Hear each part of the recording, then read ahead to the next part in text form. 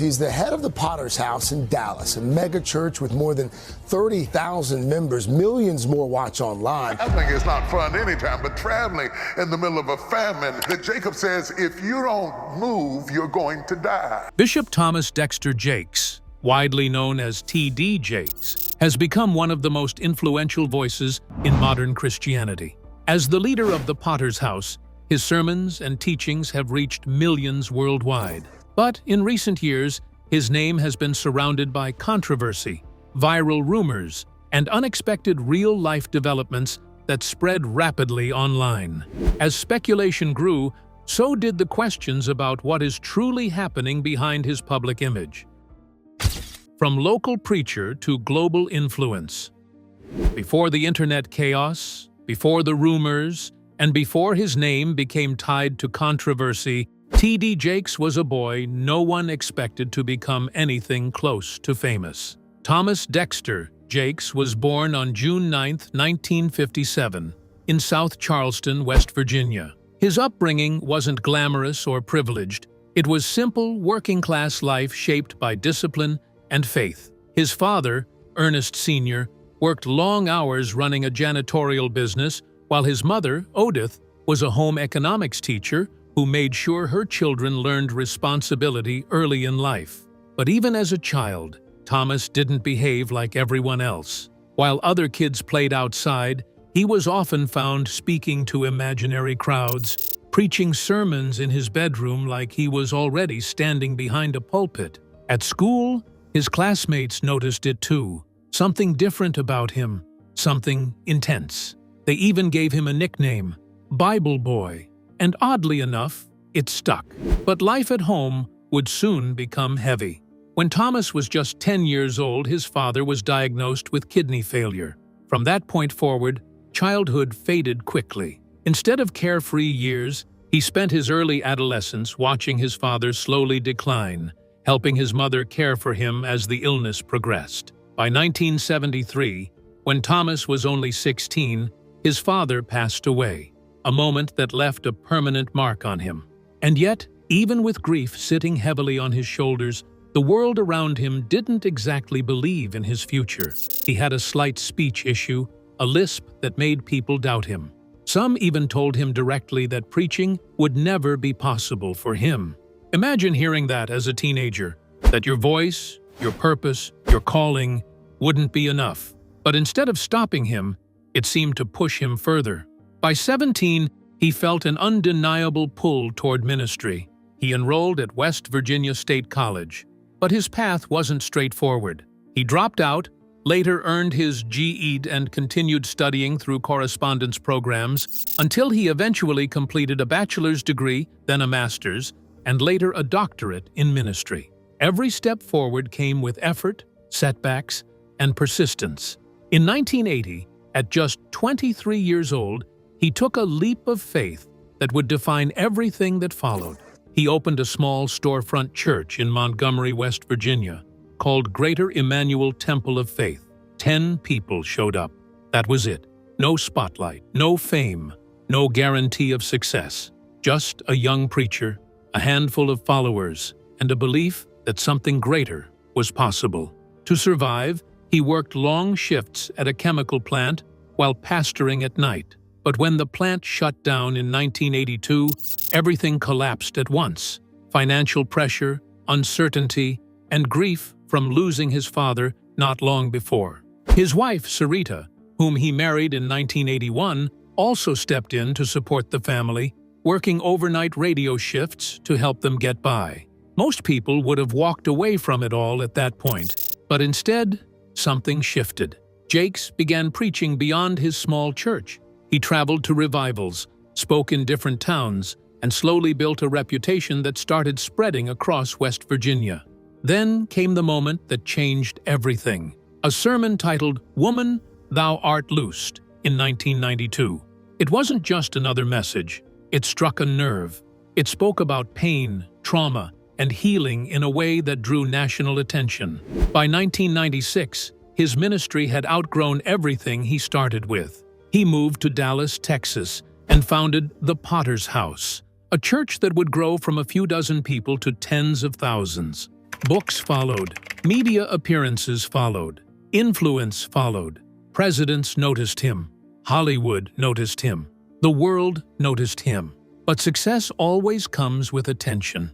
And attention, especially in the digital age, has a way of turning into something else entirely. Because years later, long after the rise, long after the fame, and long after he became one of the most recognized religious figures in America, his name would suddenly surface again, but this time in a very different kind of spotlight. And what triggered it all started with a lawsuit tied to a completely different world. The case that sparked millions of wild online accusations. If you've been following the internet in recent years, you already know the name Sean Diddy Combs has been surrounded by lawsuits, allegations, and non-stop media attention that shook the music industry to its core. But what most people didn't expect was how a completely different public figure, a well-known megachurch pastor, would suddenly get pulled into the conversation.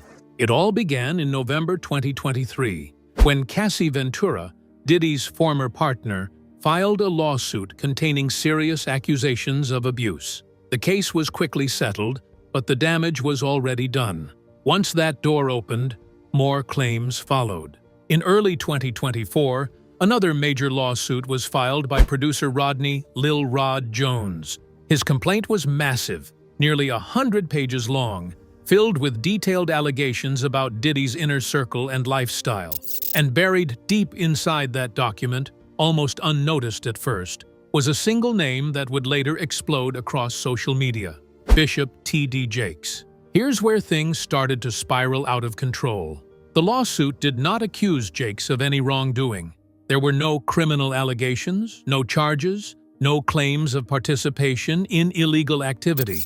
Instead, the document mentioned him only in the context of Diddy's connections, suggesting that his relationship with Jakes could be used for public relations or image management during the fallout. That was it. One reference, one paragraph, no evidence of involvement. But the internet didn't stop there. Within hours of the lawsuit circulating, clips, theories, and speculation began spreading online. TikTok videos and YouTube breakdowns started twisting the detail into something far more dramatic than what was actually written. Claims began appearing that were never in any court filing.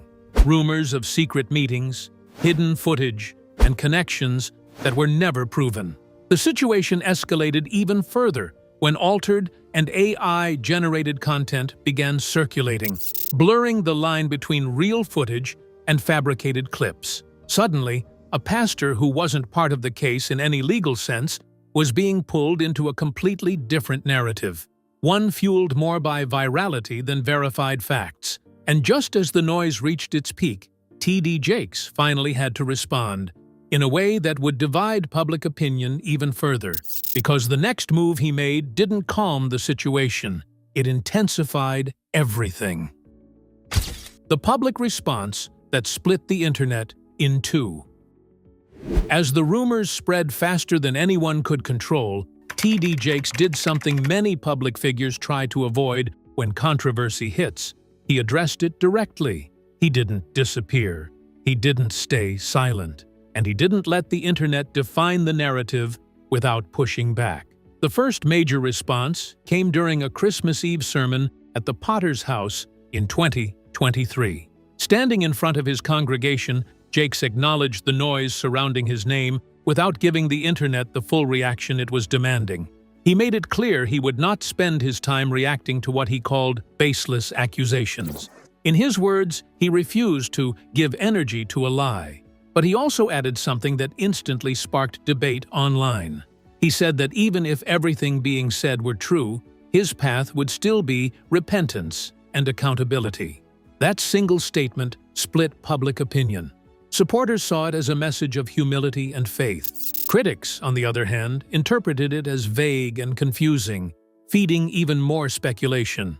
But behind the scenes, his team was far more direct. Representatives close to Jakes clarified that his connection to Diddy was strictly professional and limited.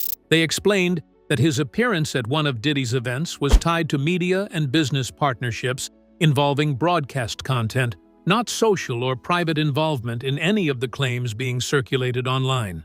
According to his team, he briefly attended a public event, exchanged greetings, and left. Nothing more. They described the viral narratives suggesting otherwise as completely unverified and misleading.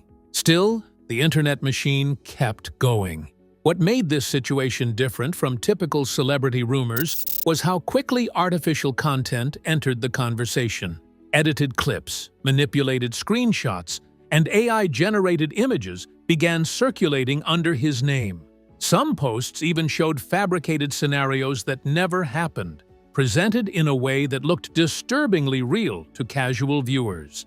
And that's when things escalated beyond social media speculation. In late 2024, Jakes' legal team took action. They began pursuing subpoenas targeting online platforms in an attempt to identify the creators behind several accounts spreading what they described as intentional misinformation. These accounts were allegedly operating from multiple countries, using anonymity and automation to push viral content. The legal filings pointed to something bigger than just rumors, a coordinated pattern of engagement farming through false narratives. At the same time, Jakes also pursued defamation complaints against individuals making direct accusations on podcasts and online shows. His legal team consistently denied all allegations tied to criminal or inappropriate behavior, calling them completely unfounded. But even as legal action was underway, the online environment only intensified. Millions of views, thousands of reposts, endless theories building on top of each other. And through it all, the line between fact and fiction kept getting harder to see. By this point, the story was no longer just about what was real or false. It had turned into something larger, a collision between reputation, technology, and viral misinformation at a scale few public figures had ever faced. And just when it seemed like things couldn't escalate any further, something unexpected happened that shifted attention away from the internet entirely and straight into real life. Because behind all the digital chaos, TD Jakes was about to face a moment that had nothing to do with rumors and everything to do with survival. The moment TD Jakes collapsed live on stage. On November 24, 2024, something happened that no rumor, no lawsuit, and no internet theory could have prepared people for. TD Jakes was on stage at the Potter's House in Dallas, delivering what seemed like a normal Sunday service. The atmosphere was steady, familiar, even powerful, the kind of moment his congregation had experienced countless times before. But then, without warning, everything changed. As he neared the end of his sermon, something appeared off. His movements slowed. His energy shifted. He lowered the microphone, and within moments, his body began to weaken on stage. Before anyone fully understood what was happening, he collapsed in front of thousands of people. The reaction was instant chaos. Members of the church rushed toward him. The stage, once filled with energy and movement, turned into a scene of urgency and panic. Within minutes, medical attention was called, and he was quickly escorted off stage and transported for emergency care.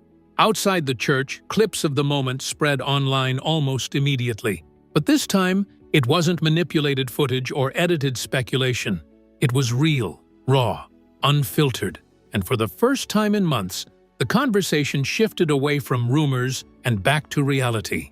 Shortly after the incident, his family released updates reassuring the public that he was receiving medical attention and was stable. His daughter and son-in-law addressed the congregation directly, asking for prayers while confirming he was in recovery. At first, officials described the situation as a serious health episode, but days later, more details began to emerge. Jakes himself eventually spoke about what happened. In a recorded message, he revealed that he had suffered a severe cardiac event that required immediate medical intervention. He described it as life-threatening, saying he was rushed into emergency treatment and underwent surgery in critical condition. He later reflected on the experience in a way that stunned many listeners. He spoke about moments of awareness during the ordeal, describing a mental state that felt distant and peaceful, even while his body was under extreme medical stress. In later interviews, he confirmed that doctors had told him how close the situation had come to being fatal. At one point, he was told that if he had arrived even minutes later, the outcome could have been completely different. What makes this moment even more striking is what came before it. Months of online chaos, accusations, and digital attacks that painted a very different picture of his life. But in that hospital moment, none of that mattered anymore, because suddenly, the story was no longer about rumors or lawsuits. It was about whether he would survive at all. And just when it seemed like life had forced him to slow down completely, T.D. Jakes made a decision that no one saw coming next. A decision that would reshape the future of his entire ministry. The shock announcement that ended an era. Just months after surviving a life-threatening medical emergency, T.D. Jakes made a decision that stunned his congregation and followers around the world. On April 27, 2025, he stood before the Potter's house and announced that he was stepping down as senior pastor. For a man who had spent nearly 5 decades building the church from a small storefront gathering into one of the largest ministries in the United States, the announcement felt unreal. He explained that after everything he had been through, especially the health crisis, he could no longer ignore the reality of time and responsibility. He spoke about the weight of leadership and the importance of not leaving a void if something were to happen to him again. But this wasn't a complete departure from his legacy. Instead, leadership was being passed forward within his own family. His daughter, Sarah Jakes Roberts, along with her husband, Puree Roberts, were named as his successors. Both had already been involved in ministry leadership behind the scenes, gradually stepping into greater responsibility long before the official announcement. Later that year, a formal installation ceremony was held, marking a symbolic transfer of authority. The moment was emotional, with prayers, music, and the physical passing of leadership symbols from Jakes to the next generation. For some, it felt like the closing of a historic chapter. For others, it marked the beginning of something entirely new. But while the church was celebrating a transition, the bigger question remained unanswered. Because even after stepping back from the pulpit, T.D. Jakes' name was still everywhere, still trending, still debated, still dissected online. And that leads to the final question. After all the rumors, the health crisis, and the leadership change, what is actually true and what was just noise? What's real and what was fake in the T.D. Jakes controversy?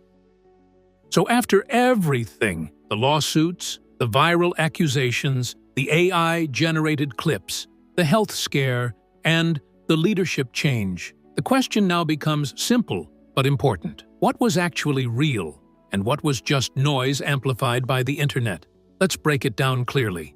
What is undeniably true is that T.D. Jakes' name was pulled into a wave of online speculation that spread faster than facts could be verified.